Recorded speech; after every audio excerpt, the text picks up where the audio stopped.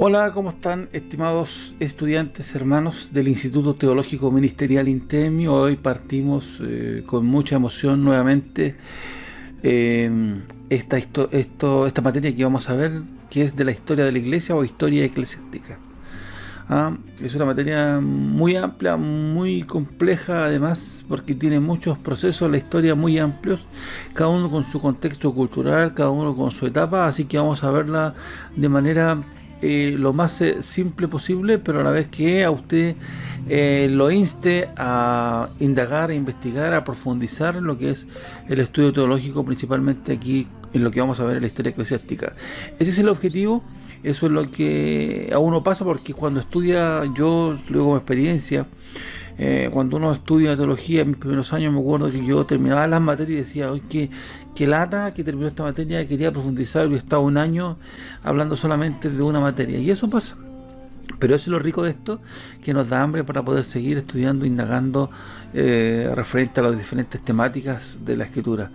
Y mi mayor momento de crecimiento ha sido justamente una vez concluido todo esto, porque yo me siento diligentemente a estudiar la escritura, a profundizar con libros y todo lo demás. Bueno, vamos al tema entonces. Vamos a hablar de la historia de la Iglesia referente al material que ustedes ya tienen en su poder, el PDF que les envío. Vamos a ver hoy día una primera parte. Vamos a ver lo que son un poquito el contexto político de aquel entonces, un poquito también de lo que es los fariseos, los saduceos, los escribas herodianos, y algunas de las características que tenían cada uno de estos grupos, para entrar ya de lleno a lo que es Jesucristo y también, por supuesto, desde su inicio la Iglesia en lo demás. Pero es importante tener siempre el contexto en que se desarrolla. Bien. Contexto religioso. Bueno, tenemos los 400 años que pasaron entre Malaquías y Mateo y efectuaron en Palestina un cambio tan completo como no se ha efectuado en ningún otro país en igual tiempo. Aquí tenemos nosotros lo que es los 400 años de silencio. Estos 400 años, que se le denominan así, es el periodo intertestamentario. Ya desde el último libro del Antiguo Testamento, Malaquías, hasta Mateo, ahí tenemos 400 años que se llaman 400 años de silencio. Usted lo puede investigar por lo demás. Tiene muchas características muy importantes, porque si bien no hubo una voz de Dios que dijera esto dice el Señor, sí Dios estaba trabajando en ese tiempo en la preparación de la nación, en la preparación política, en la preparación en cuanto a las carreteras, a los límites entre una nación y otra, etcétera, etcétera, para llegar a un momento preciso Cristo aquí a la tierra. Aunque no fue tan fácil en aquel momento, vamos a darnos cuenta después cómo estaba la parte religiosa en aquel momento. Hasta el lenguaje del mismo pueblo había cambiado, y ahora existían costumbres, ideas, partidos e instituciones tales que si Malaquías hubiese resucitado apenas habría conocido. Claro, cambió demasiado. Recordemos que el Antiguo Testamento, por ejemplo, fue escrito en hebreo y partes en arameo, y ya el Nuevo, vemos que aquí ya hay una lengua distinta. Vemos que la lengua que predomina en aquel entonces, en esta etapa ya del Nuevo Testamento, llamémoslo así, es el griego. Ya el griego es totalmente distinto al lenguaje hebreo, tiene unas características que son distintas, más ricas, por así decirlo, de mayor interpretación, ya mucho lo que es la cultura hebraica. Ya, entonces tenemos que tenerlo en cuenta, que había cambiado los valores, todo lo demás, las costumbres que tenían cada uno, las ideas. Vamos a ver que el pueblo cambió en cuanto a su religión durante este tiempo. La condición política del país, y resumiendo, después del cautiverio que había sido organizado como una especie de estado sagrado bajo la dirección de los sumos sacerdotes. O sea, después de todo lo que vivió el pueblo, después de todo lo que vivió la nación, había cambiado. Había una especie de estado que estaba dirigida principalmente por los sumos sacerdotes. Pero ¿qué le ocurría? Que cada vez habían conquista y conquista, y lo iban hollando, o así decirlo, deteriorando, cambiando todas las cosas vez tras vez. ¿Ya? Entonces nos damos cuenta que la historia, bueno, anteriormente Israel fue así, un estado que iba de guerra, llevado cautivo, iba cambiando, y en ese tiempo también iba agarrando nuevas costumbres. Por algún tiempo los valientes macabeos habían restaurado la antigua monarquía. La batalla de la libertad se había ganado muchas veces y otras tantas se habían perdido. Un usurpador ocupaba el trono de David y por fin el país estaba completamente bajo el poder del gran imperio romano, que había extendido su dominio sobre todo el mundo civilizado. Vemos que acá estaba en esta etapa dominado por el imperio romano, un imperio implacable, un imperio que no tenía compasión, que también de alguna manera repartía el dominio, pero solamente, llamémoslo así, nominalmente, justamente por estos, los judíos, ya los fariseos, los saduceos, etcétera, etcétera, que manejaban de alguna manera, y nosotros lo podemos ver en las películas de Cristo, cuando ellos tenían acceso y decían, necesitamos que tomen a Jesús preso. Esto está propagando una enseñanza errónea de lo que ellos creían en aquel entonces. Entonces aquí hubieron, en estas batallas, hubieron lo que se llama la rebelión de los macabeos. Y aquí, esto es lo que la Iglesia Católica también ha ingresado como libros inspirados, primera y segunda de Macabeos, dentro de sus libros apócrifos o deuterocanónicos en su Biblia católica. Posteriores, obviamente, no inspirados, y ni los mismos autores dijeron que eran inspirados, pero sí presentan detalles muy importantes en cuanto a la historia que está ocurriendo en aquel entonces. Entonces, primera tarea, para ir entrando ya, investigue usted en Google, hay mucha información referente a los macabeos, para que a usted le quede claro cuál fue esta rebelión de los macabeos, con puntos para la prueba. O sea, si usted se saca un punto de la prueba, si usted se saca un 6, con esto tiene un 7 asegurado. Lo importante, hermano, yo siempre digo, no lo haga por la nota, hágalo por usted, entiéndame, hágalo por usted, no por la nota, hágalo por usted.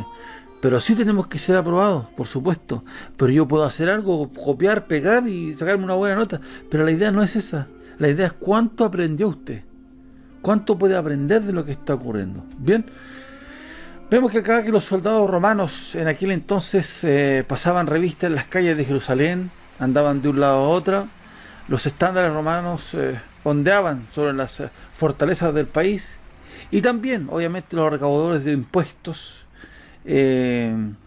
recolectando, por supuesto, los tributos para este imperio romano, en todas partes, pero principalmente se colocaban allí los impuestos como un peaje al entrar y salir de la ciudad, y en muchos lugares, ¿sí?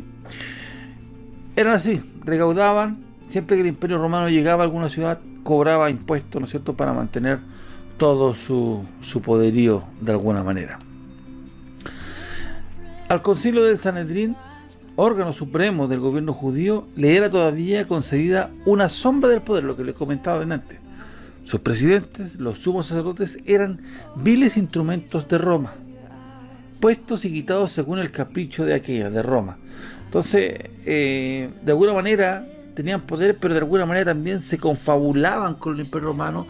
Ellos querían también ser agradables ante los ojos del imperio romano. Entonces se mezclaban de alguna manera con el imperio romano para mantener su posición allí de autoridad, de órgano supremo del gobierno judío, ¿ya? Pero en el fondo eran manejados y manipulados por el imperio romano. Si no hacían lo que querían, eran sacados derechamente nomás. Tanto había caído la nación orgullosa, cuyo ideal siempre había sido gobernar el mundo y cuyo patriotismo era la pasión religiosa de la nación tan intensa como nunca ardió el país alguno, ¿ya? Una nación terrible que de hecho nosotros podemos ver que es el imperio romano el que va a ser reavivado al final del Apocalipsis, un tipo del imperio romano. ¿Por qué? Por las características que tenía el imperio romano, implacable, implacable, malvado. Entonces va a ser, y eso es lo que habla la estatua también de Daniel referente al imperio romano. Sería bueno que usted estudiara ahí un poquito más el imperio romano. Vamos a tocar algunas cosas muy interesantes de ellos también, pero seguramente no vamos a alcanzar a tocar todo lo demás.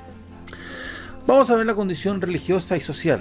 Después de la vuelta de Babilonia, se organizaron los oficios. ¿Se acuerdan que fue llevado cautivo a Babilonia? ¿Sí? pueblo de Israel. Ahí estaba Daniel, Sadrach, Mesach y Abednego. Bueno, se organizaron los oficios, las órdenes sacerdotales y los servicios del templo y las fiestas anuales continuaron observándose en Jerusalén con estricta regularidad. O sea, volvieron a retomar sus cosas que habían dejado allí de alguna manera, porque allá en Babilonia estaban siendo prácticamente obligados a servir a las estatuas, a los ídolos y distintas cosas, con todo lo que es la cultura caldea. Bien, además se organizó una nueva y muy importante institución religiosa que casi dejó en segundo término el templo y su sacerdocio. ¿Y cuál fue? Y esta fue la sinagoga y sus rabinos. Las sinagogas se multiplicaban por todos los lugares donde había judíos, y cada sábado, el séptimo día, Shabbat, se llenaban con las congregaciones ocupadas, con la oración, se exhortaba la palabra por medio de los rabinos, y una nueva orden creada por la necesidad de que hubiera traductores del hebreo en el que se encontraban las escrituras. Recuerde que las escrituras están en hebreo, ¿cierto? Bien, y que había llegado a ser un idioma muerto, porque recordemos que hoy estaba todo lo que es, en este contexto, lo que era la lengua griega. Y se daba, ¿por qué la griega? Porque la griega era como la lengua universal de aquel entonces. Y se daba lectura casi todo el Antiguo Testamento una vez al año, en oídos del pueblo. Se establecieron las escuelas de teología semejantes a nuestros seminarios de hoy en día, donde se educaba a los rabinos y donde los libros santos eran inspirados. Pero a pesar de toda aquella religiosidad, la religión había declinado tristemente. Las exterioridades se habían multiplicado y la espiritualidad había desaparecido, por más ruda y pecaminosa que haya sido las veces de la nación antigua. Era capaz, aún en sus peores tiempos, de producir poderosas figuras religiosas que sostenían el ideal de la vida y conservaban la relación entre la nación y el cielo, y las inspiradas voces de los profetas mantenían frescas y limpias las corrientes de la verdad. Pero no se habían oído las voces de ningún profeta. Ya no se estaba hablando la palabra. Ya no había nadie que decretara y dijera: así dice el Señor. Entonces se había ido apagando. Los libros de las antiguas profecías se conservaban con reverencia idolátrica, pero no había hombres con suficiente inspiración o iluminación del Espíritu para entender lo que él mucho antes había escrito. Los representantes de la religión de aquel tiempo eran fariseos. En su origen se levantaron como campeones de la separación de los judíos entre las demás naciones. Era una idea noble, mientras la distinción a que se daba importancia consistía en la santidad. Pero era mucho más difícil mantener esta distinción que la diferencia en las peculiaridades exteriores. Es decir, los fariseos tenían conciencia de la Escritura. Ellos sabían la Escritura, conocían de la santidad de Dios, tenían el Antiguo Testamento, podían ver lo que hablaba el profeta Isaías. Pero ellos preferían hablar solamente de las cosas externas, no ver la parte moral, sino la parte ceremonial, porque la ley hasta hoy permanece, pero la parte moral, no la ceremonial. Entonces se enfocaron en el vestido, en los alimentos que podían comer cada uno, en el lenguaje, etcétera, etcétera, y vemos que en el curso del tiempo esta diferencia vino a sustituir a lo que era originalmente. Por eso Dios, cuando Cristo viene a reordenar todos estos conceptos que estaban mal empleados, distorsionados del mensaje original. Hablaban del pecado sexual, por ejemplo, como el hecho mismo de tener el acto sexual. Pero Cristo dijo: si tú pensaste, ya pecaste. El hecho de pensar, ¿por qué? Porque entendía que en la mente, aquí está la batalla, contra argumentos. En la mente se origina el pecado. Entonces vino a arreglar esto. Le estaban dando obra al séptimo día cuando Cristo dijo: yo soy el descanso. Yo soy el séptimo día. Séptimo día no significa descanso, significa dejar de trabajar. Cristo dejó de trabajar, pero era el séptimo día. Entonces habían hecho algo, vino Cristo y sanaba el séptimo día, hacía obra el séptimo día, y todos querían matarlo porque estaba de alguna manera entorpeciendo lo que los religiosos de aquel entonces proclamaban. Pero Cristo es el séptimo día. Entonces fueron cambiando todas sus enseñanzas por algo externo. Los fariseos eran ardientes patriotas, listos siempre para dar su vida por la libertad de su país, y aborrecían el lujo extranjero con intensidad apasionada. Despreciaban y aborrecían las demás razas y retenían con una fe tenaz la esperanza de un futuro glorioso para su país. Ellos esperaban este reino terrenal. Ellos esperaban una libertad de la opresión romana. Pero insistieron tanto en la misma idea que llegaron a creerse especialmente favorecidos del cielo simplemente por el que eran descendientes de Abraham, y perdieron de vista la importancia del carácter personal. Eso ocurre hoy en día en la iglesia. Eso ocurre hoy en día en algunos líderes que se creen tan favorecidos, que se creen tan especiales, que se creen, como dicen algunos, regalones de Dios. Dios no tiene regalones, hermanos. No tengan más alto concepto que debes tener de ti mismo. Si tú estás estudiando teología por la misericordia de Dios, tómalo con misericordia, con responsabilidad. No puedes creerte el cuento, no puedes creerte que eres superior, con humildad. Como mirando al otro como superior a uno, mirando al pecador como si yo fuera aquel, con amor, de misericordia. Vemos que en aquel tiempo también se multiplicaron las peculiaridades judaicas y sustituyeron con observancias exteriores, tales como el ayuno, de manera externa. De manera externa. Yo ayuno tantas veces al día. ¿Se acuerda el fariseo que estaba ahí en el templo? Yo ayuno. Hoy en día igual, la gente igual se jacta. A mí no me gusta hablar con gente así. No es que yo ayuno, como comprando poder con el ayuno. Yo oro.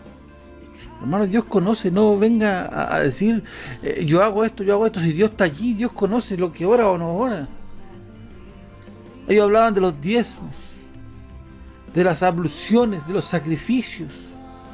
La gran diferencia característica del amor hacia Dios y hacia el hombre. Una gran diferencia. Hay una gran diferencia. Ellos hacían algo externo en vez de hacer algo interno. Si yo no tengo amor, de nada sirve. 1 Corintios 13 dice: si aún diese mi cuerpo para ser quemado, de nada sirve. Si yo hablase lenguas humanas y angélicas, si no tengo amor, de nada vale. Vengo a ser como metal que resuena o como címbalo que retiñe algo hueco. Al partido fariseo pertenecía la mayor parte de los escribas. Se llamaban así porque eran a la vez intérpretes y copistas de las escrituras y abogados del pueblo. Formaron una estéril clase eclesiástica y escolástica. Usaron de su posición para su propio engrandecimiento y despreciaron a aquellos a quienes daban piedras en lugar de pan, considerándolos como una canalla vulgar e ignorante. Lo más espiritual, esencial y humano y grande de la escritura lo pasaban por alto. Generación tras generación se multiplicaban los comentarios de sus hombres notables y los discípulos estudiaban los comentarios en vez del texto. Aún más, eran entre ellos una regla que la interpretación correcta de un pasaje tenía tanta autoridad como el texto mismo. Y puesto que las interpretaciones de los maestros famosos se consideraban correctas, el cúmulo de opiniones tenidas en tanto aprecio como la Biblia misma llegó a adquirir proporciones enormes. Estas eran las tradiciones de los ancianos. O sea, la voz, lo que decían, es lo que hoy conocemos, por ejemplo, el Papa dijo, haciéndolo pasar como voz de Dios. En aquel entonces igual habían tantos libros, tantos comentarios, que empezó a formarse una tradición y a distarse de a separarse de lo que en realidad era la Biblia misma, por los comentarios. Bien, pero tuvo consecuencias aún peores. En una ley bien conocida de la historia, que siempre que el ceremonial es elevado al mismo nivel que el moral, esta pronto se pierde de vista. La ceremonial, digámoslo así, la ley ceremonial. ¿Qué es lo que era la ley ceremonial? Guardar el séptimo día, por ejemplo, de los alimentos, etcétera, etcétera, llevado a la ley moral. La ley moral, que tiene que ver con amor al prójimo, no matarás, etcétera, esto llevado al mismo nivel. Esto se pierde de vista. Los escribas y los fariseos habían aprendido a hacer a un lado, mediante la exégesis arbitraria y sus discursos casuistas, las obligaciones morales de mayor peso, y compensaban el desprecio de aquellas que de ellas hacían, aumentando las observancias rituales. Es decir, ellos ponían a un nivel tal la ley ceremonial como santa misma, perdiendo de vista el corazón de la ley. Ellos perdiendo de vista el corazón de la ley. Entonces colocaban a un nivel tal que causaba obviamente un problema terrible, que no hacía otra cosa que ver la necesidad de Cristo. Ellos no hacían otra cosa que ocultar la necesidad de Cristo, porque ellos decían: yo oro, yo hago esto, yo ayuno. Entonces todo está enfocado en la obra. Y por eso después Hebreos dice, y el Nuevo Testamento habla también de que si yo fallo en un punto de la ley, me hago culpable de toda la ley, porque nadie puede ser salvo de la ley. Así entonces estas personas ostentaban orgullosamente su santidad por hacer estas prácticas. Por hacer estas prácticas. Por eso Cristo mismo decía, escúchenlo, que eran sepulcros blanqueados, que por fuera con sus vestimentas obviamente estaban limpios, pero por dentro estaban como huesos muertos, huesos secos. La sociedad estaba podrida por dentro con los vicios y barnizada por fuera con una religiosidad engañosa. O sea, estaba oculto lo que era por una apariencia externa de aquellos líderes. Y hoy podemos analizar que es muy similar. Uno puede hablar con personas y nos damos cuenta a través de su enseñanza, a través de su vida, que necesitan de Dios. Hay muchos pastores que necesitan arrepentirse. Hay muchos líderes que necesitan arrepentirse. Hay muchos hermanos que necesitan arrepentirse. Por fuera nos presentamos como una persona cristiana el domingo o el día que hay que ir a la iglesia, y por dentro, hermano, a veces nos parecemos a los fariseos. Tengamos cuidado y vamos con esa santidad real, apegada a los pies de Cristo, apegada a lo que Él quiere, y no hacer solamente obras, porque la salvación no es por obras para que nadie se gloríe. No es por cuanto yo hago o dejo de hacer. No importa si Dios te envió a hacer algo pequeño, hazlo. Recibirás una recompensa conforme a la medida de tu fe. Bueno, avancemos. Se levantó también en aquellos tiempos un partido de protesta que eran los saduceos. Estos saduceos impugnaban la autoridad que se les daba a las tradiciones de los padres. Demandaban que se volviera a la Biblia, y a nada más que a la Biblia, porque ya estaban muchos comentarios, muchos escritos dando la autoridad, cosas que no eran importantes, y decían: volvamos a la Biblia y nada más que la Biblia, y reclamaban la moralidad en lugar del ritual. Nosotros lo miramos así: oh, perfecto, es lo que nosotros decimos. Pero su protesta era, acá hay otra cosa, su protesta era en efecto solamente de un espíritu de negación y no impulsada por un ardiente principio opuesto de religión. Eran escépticos, no creían muchas cosas, eran fríos, eran mundanos. Aunque alardeaban de la moralidad, era una moralidad raquítica y sin la iluminación de ningún contacto con las religiones elevadas del poder de Dios, de donde debe venir la inspiración y la moralidad pura de Dios. Si tú quieres dejar las cosas y no tienes a Dios, no puedes hacerlo. Si tú quieres amar a tu esposa y no tengo amor, no puedo dar amor porque no puedo dar lo que no tengo. Hay algo más, no podemos hacer. Si yo quiero dejar algo, no voy a poder, porque en mis propias fuerzas me voy a cansar. Entonces ellos estaban haciendo algo muchas veces con su propio esfuerzo. Alardeaban, pero en el fondo eran solamente un metal que sonaba. Preocupémonos de que salga genuino de nuestro corazón. Que no seamos solamente una protesta en contra de la verdad, como la iglesia de Éfeso, que tenían el conocimiento, que podían determinar a los falsos maestros, los falsos apóstoles, que tenían tremendas características, que fueron pastoreadas por el apóstol Pablo, que fue pastoreada por Timoteo, que fue pastoreada por Juan, por Policarpo y por muchos grandes líderes, y en el fondo la iglesia se perdió y no está más porque dejó su primer amor. No seamos solamente letras. Esto eran los saduceos, impugnaban esta autoridad de la escritura, lo moral, pero en el fondo era solamente algo vacío. Rehusaban sobrecargar sus conciencias los penosos escrúpulos de los fariseos, pero era porque deseaban llevar la vida de comodidad y de regalo.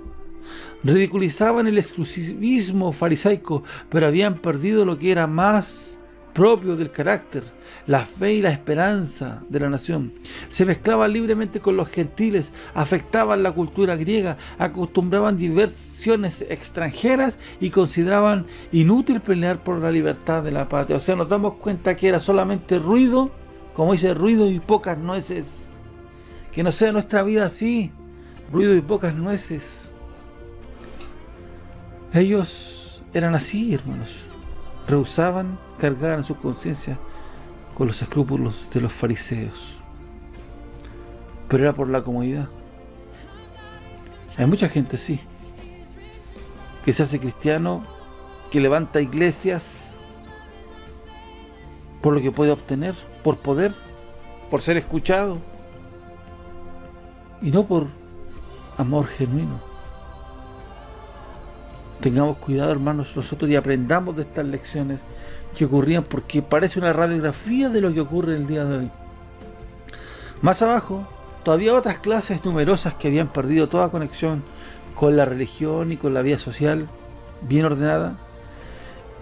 Esta la formaban los publicanos, grupos, otro grupo las rameras y otros pecadores cuyas almas nadie se interesaba. Tal era el estado lastimoso de la sociedad en medio del cual Jesús sabía desarrollar su influencia, una nación esclavizada, las clases más elevadas entregadas al egoísmo, a las intrigas de la corte, al escepticismo, los maestros y representantes principales de la religión perdidos en un mero formalismo, jactándose de ser los favoritos de Dios, mientras que sus almas estaban carcomidas por la falsa enseñanza y por el vicio. El pueblo común desviado por los ideales falsos, hirviendo en el fondo de la sociedad, unas masas abandonadas de pecado, desvergonzado y desenfreno. En el fondo, no estaban haciendo lo que debían hacer. En realidad, no tenían a Cristo en su corazón. Se habían desviado completamente. Lo mismo pasó hoy día. Congresos empresariales, teología de la prosperidad. Nos encontramos en las mismas condiciones. Iglesia, yo voy a colocar una iglesia para los ABC1. No, hermanos. La gente se está muriendo sin Cristo. Y pareciera que nada nos conmueve, nada nos hace pensar, nada nos hace reflexionar. El otro día pensaba en la chiquitita que fue muerta ahí. Y yo decía, a los 16 años, toda una vida por delante. Y le hablaba a mi esposa y le decía, ¿y Cristo? ¿Qué habrá pasado por su cabeza? ¿Qué habrá pasado? A veces vemos la muerte tan liviana, vemos números y no vemos el corazón detrás de aquella persona, no vemos lo que Dios quiere hacer detrás de aquella persona, no vemos a la persona que necesita a Dios. Dios tenga misericordia de nosotros, hermanos. Y este era el pueblo de Dios. Sí, a pesar de su horrible degradación, estos eran los hijos de Abraham, de Isaac y de Jacob, los herederos del pacto y de las promesas. Atrás, más allá de los siglos de degradación, descollaban las figuras imponentes de los patriarcas, de los reyes, según el corazón de Dios, de salmistas, de profetas y de generaciones de fe y de esperanza. Sí, este era el pueblo de Dios. Sí, esta es la iglesia de Dios en estos tiempos. Que el Señor los ayude. Y sí, y por delante había grandeza también. La palabra de Dios, una vez enviada del cielo y vertida en la boca de los profetas, no podía volver a él vacía.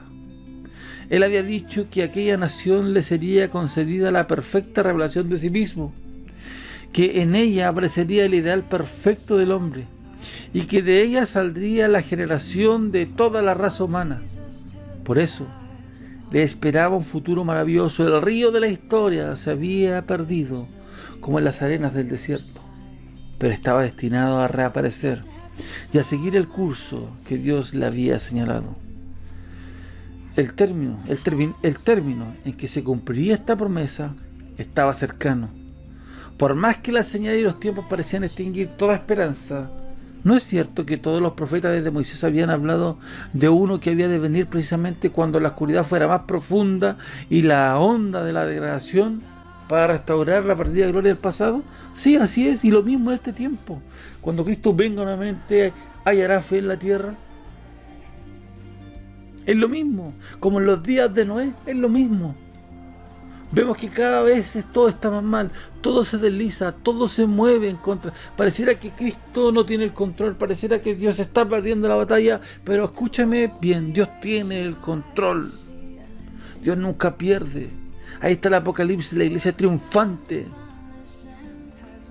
Pareciera que todo está mal, sí, pero Dios tiene el control. En aquel tiempo parecía todo terrible, sí, pero apareció nuestro Salvador, el postrer Adán.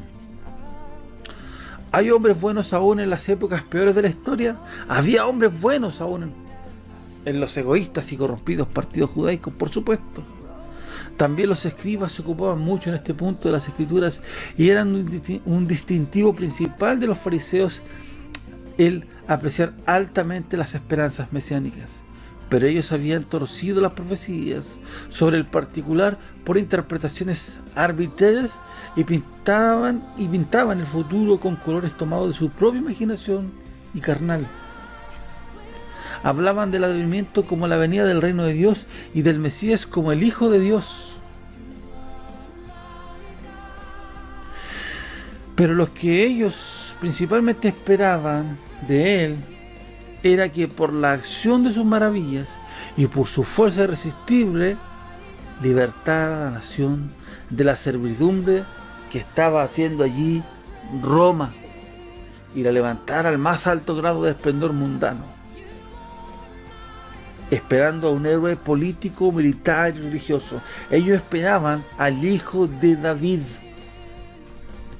que se sentara en el trono, pusiera a los enemigos por estrado de sus pies. Eso esperaban ellos. Qué confundidos estaban.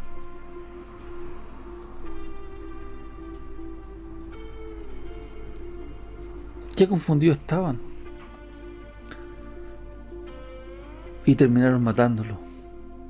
Fueron los autores intelectuales de la muerte de Cristo, los mismos religiosos. Pero un día va a venir nuevamente, en gloria, en poder establecer su reino milenial, como inauguración de su reino eterno, porque su reino no es de este mundo. Que el Señor nos ayude. No dudaban que simplemente porque eran miembros de la nación escogida serían destinados a ocupar los lugares más elevados del reino. Eso pensaban ellos. Nosotros somos linaje de David. Y nunca sospecharon que les era necesario un cambio interior para poder llegar hasta él. En el fondo lo que tienen que hacer es nacer de nuevo. Los elementos espirituales, que son la santidad y el amor, estaban ocultos en las mentes tras las formas deslumbrantes de una gloria material. Tal era el aspecto de la historia judía cuando llegó a la hora de realizarse el destino nacional. Esto complicó extraordinariamente la obra que el Mesías debía llevar a cabo. Era de esperarse que él encontrase una nación empapada de las ideas inspiradas por las visiones de los precursores, de los profetas, y cuya cabeza pudiera colocarse y de la cual recibiera una cooperación entusiasta y eficaz. Pero sin embargo, no fue así. Apareció en un tiempo en que el país había caído de sus ideales, había falseado sus tradiciones más sublimes, y en vez de hallar una nación llena de santidad y consagrada a la obra divina, ordenada de ser una bendición para todos los pueblos, nación de que él podría fácilmente llevar a su completo desarrollo y salir con ella luego a la conquista espiritual del mundo, sin embargo, ¿qué es lo que halló? Halló en su primera obra, que debía ser proclamar la reforma de su propio país. Tuvo que empezar de los cimientos, de abajo, a denunciar, a reformarla desde el centro y soportar la oposición de las persecuciones que se habían acumulado allí durante siglos de degradación de su propio pueblo. No le conocieron.